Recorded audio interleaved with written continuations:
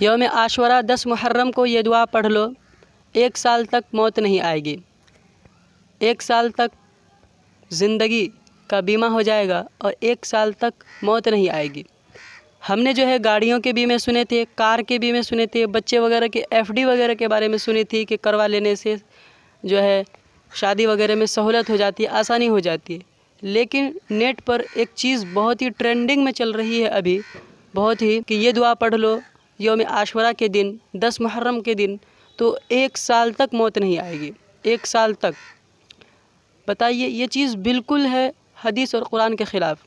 اگر کوئی شخص 10 محرم کو مان لیجیے اس سال پڑھ لے، 1 سال تک موت نہیں آئے گی، پھر اگلے سال پڑھ لے، پھر اگلے سال تک موت نہیں آئے گی، پھر اگلے سال پڑھ لے، پھر اس سے اگلے سال تک موت نہیں آئے گی، اسی طریقے سے ساری زندگی پڑھتے رہیے، کبھی بھی موت نہیں آئے گی۔ بتائیے، یہ چیز جو ہے بالکل حدیث کے خلاف ہے۔ رسول اللہ صلی اللہ تعالیٰ علیہ وسلم نے فرمایا کہ موت کو کثرت سے یاد رکھو۔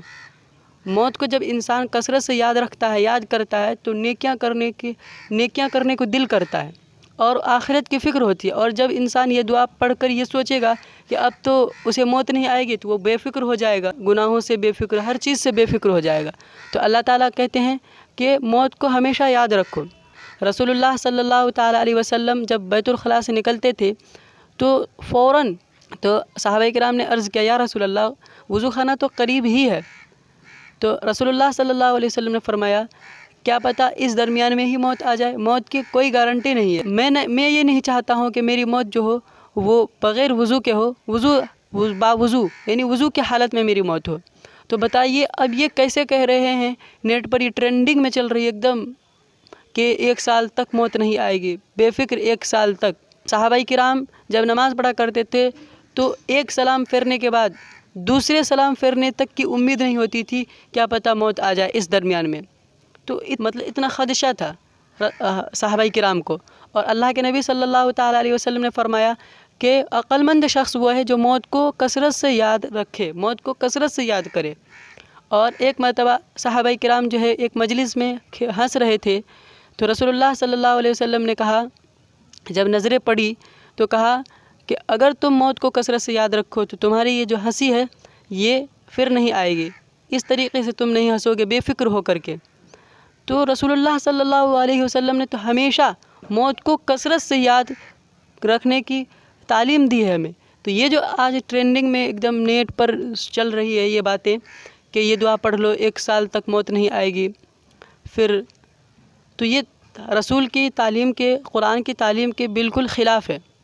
آپ ان چکروں میں نہ پھنسے۔ ہر سال محرم میں طرح طرح کے بدعات، طرح طرح کی نئی چیزیں پیدا ہوتی ہے۔ یہ بھی اس سال کی یا پتہ نہیں کب سے یہ چیز چل رہی ہے، یہ بھی ایک طرح کی بدعت ہے، ایک خرافات ہے۔ تو ایک مرتبہ اللہ کے نبی صلی اللہ تعالیٰ علیہ وسلم نے کہا تھا نا کہ صحابہ کرام کو کہ ایک دور ایسا آئے گا، ایک زمانہ ایسا آئے گا کہ لوگ طرح طرح کی چیزیں اپنی طرف سے بنا کر کے دین میں داخل کریں گے، دین میں پیدا کریں گے۔ تو صحابہ کرام نے عرض کیا، یا رسول اللہ، پھر ہم کیسے پہچانیں گے کہ سیدھا راستہ کون سا ہے اور غلط راستہ کون سا ہے؟ تو رسول اللہ صلی اللہ علیہ وسلم نے کہا کہ علیکم بسنتی و سنت الخلفاء الراشدین، کہ جو شخص میرے اور میرے صحابہ کے نقش قدم پر چلے گا، جو میرے اور میرے صحابہ کی سنت کو مضبوطی سے پکڑ لے گا، تو وہ کامیاب ہوگا، وہی شخص کیا ہوگا؟ سیدھے راستے پر ہوگا۔ تو یہ جو دعا بتائی جا رہی ہے یہ نہ تو حدیث سے ثابت ہے، نہ رسول اللہ صلی اللہ علیہ وسلم سے ثابت ہے، نہ صحابہ سے ثابت ہے۔ تو ان چکروں میں نہ پھنسے۔ اور کچھ لوگ کہتے ہیں نا کہ رسول اللہ صلی اللہ علیہ وسلم نے یہ نہیں کیا ہے، تو رسول اللہ صلی اللہ علیہ وسلم نے منع بھی تو نہیں کیا ہے۔ تو ان لوگوں کے لیے رسول اللہ صلی اللہ علیہ وسلم کی حدیث ہے، من احدث فی امرنا ھذا فہو رد، بخاری شریف کی روایت ہے کہ جو بھی شخص دین میں نئی چیز کو پیدا کرے گا، اپنی طرف سے بنا کر کے کسی چیز کو پیش کرے، یہ قابل تردید ہے، وہ کام، ان کاموں کا بائیکاٹ کرنا چاہیے۔ تو یہ بھی جو ہے یہ بھی ایک طرح کی بدعت ہے۔ اللہ کے رسول صلی اللہ علیہ وسلم نے فرمایا، کل بدعت ضلالہ، ہر بدعت گمراہی ہے۔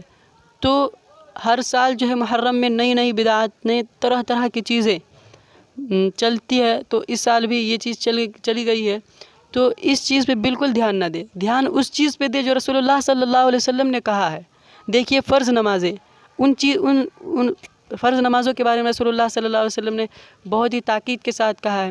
تو ان چیزوں پہ ہم زور نہیں دیتے ہیں جو چیزیں فرض ہے، اور وہ چیزیں جو ایسے ہی چلی آتی ہے تو ان چیزوں پہ ہم بے پناہ زور دیتے ہیں، پناہ اس پہ ایک دم انہی پہ سارا ذہن کو اسی پر لگا دیتے ہیں۔ تو جو چیزیں رسول اللہ صلی اللہ علیہ وسلم سے ثابت ہے، جو چیزیں ہمارے رسول نے بتا کر کے ہم کو گئے ہیں، تو ان چیزوں پہ عمل کیجیے، ان چیزوں کو فالو کر کے چلیے، اپنی زندگی کو گزاریے۔ تو یہ جو دعا چلی آ رہی ہے، چل رہی ہے، تو ان کے چکر میں نہ پھنسے۔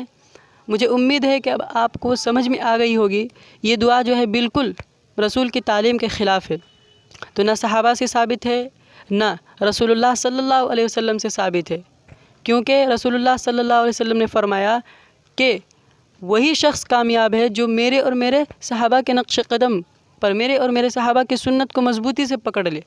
اور رسول اللہ صلی اللہ علیہ وسلم کی نہ یہ دعا بتائی جا رہی ہے، نہ رسول اللہ صلی اللہ علیہ وسلم سے ثابت ہے، نہ صحابہ سے ثابت ہے، اور نہ حدیث میں کہیں یہ باتیں پتہ چلتی ہے اس دعا کے بارے میں۔ تو ان چکروں میں نہ پھنسیں، اور مجھے امید ہے کہ اب آپ کو بات سمجھ میں آ گئی ہوگی۔